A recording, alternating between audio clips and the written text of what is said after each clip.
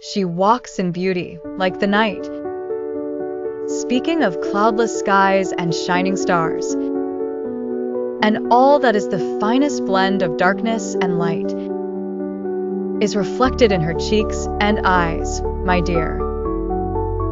She transforms in such soft light that even the bright day cannot grant paradise. One shadow more, one ray less, then this nameless beauty also dims, waved in every black tress, or softly gleaming on her face, where the innocence of thoughts blossoms.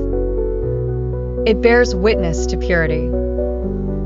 And on that cheek, that forehead, soft, serene, yet complete in expression, smiles that conquer, colors that shine, tell tales of days spent in goodness.